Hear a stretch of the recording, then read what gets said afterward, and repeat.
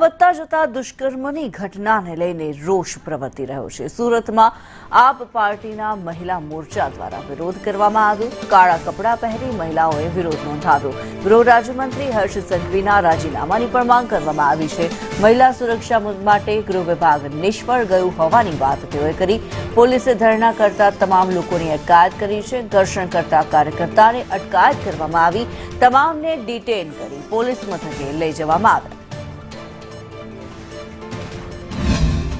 આરોપી લોકો નરાધમો જ્યારે બાળકોની હત્યા કરીને એવી રીતના એક જાણે કે રેપ કેસ કરે છે તો કેમ આજે ચૂપ છે? અમને આજે હર્ષ સંઘવીનું રાજીનામું જોવે છે। મુખ્યમંત્રીને પત્ર આપવા માટે અમે લોકો આવી ગયા છે।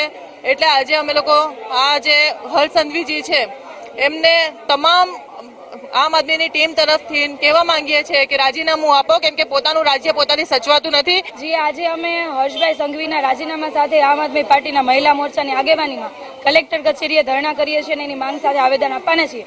ખબર છે આપણને કે છેલ્લા ઘણા સમયથી ગુજરાતની અંદર એક પછી એક મહિલાઓ સાથે દુષ્કર્મ, મહિલાઓ સાથે અત્યાચારની ઘટના બની રહી છે।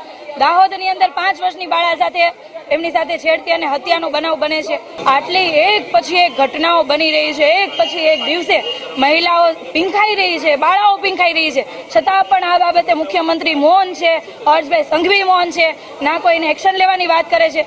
અને આટલા વર્ષોથી ભારતીય જનતા પાર્ટીની સરકાર છે, જો બીજા રાજ્યની અંદર મહિલાઓની બળાત્કારની કોઈ ઘટના બને છે તો તરત જ ભારતીય જનતા પાર્ટીની સરકાર અને એમના તમામ જે પેલા નેતાઓ છે, મહિલા મોરચો છે, રોડ પર ઉતરી જતા હોય। રાજ્યમાં બનતી ઘટનાને લઈને આજે આમ આદમી પાર્ટી તરફથી સુરત કલેક્ટર કચેરી ખાતે વિરોધ દર્શાવવામાં આવ્યો હતો। ત્યારે અત્યારે મોટી સંખ્યામાં જે મહિલા છે અને પુરુષ છે તેના વચ્ચે જે વિરોધ કરી રહ્યા હતા તેના વચ્ચે અત્યારે ઘર્ષણ જોવા મળી રહ્યું છે। પોલીસ સમજાવી રહી છે કે પરમિશન વગર જે કહેવાય કે ધરણા નહીં કરી શકાય, પરંતુ અત્યારે જે કહેવાય કે પરમિશન વગર તમામ લોકો ધરણા પર બેસી ગયા હતા અને અત્યારે એક જ માંગ કરી રહ્યા છે કે કલેક્ટર અને આવેદનપત્ર આપવા જવાનું છે। પરંતુ પોલીસ સમજાવી રહી છે કે જે લોકો છે, મર્યાદિત લોકો છે તે જઈ શકે છે, પરંતુ આમ આદમી પાર્ટીના કાર્યકર્તા છે, મહિલા કાર્યકર્તા તમામ માંગ કરી રહી છે કે તેઓને કલેક્ટર કચેરી ખાતે અંદર જવા દે, પરંતુ પોલીસ સાથે ઘર્ષણ થઈ રહ્યું છે। અત્યારે કેટલાક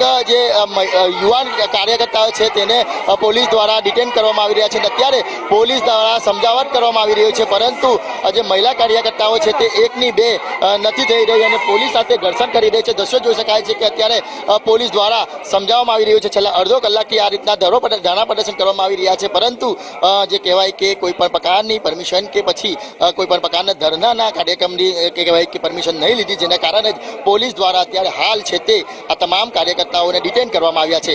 કેમેરા પર્સન ભૂષણ ચૌધરી સાથે મનીષ પરમાર, સંદેશ ન્યૂઝ, સુરત।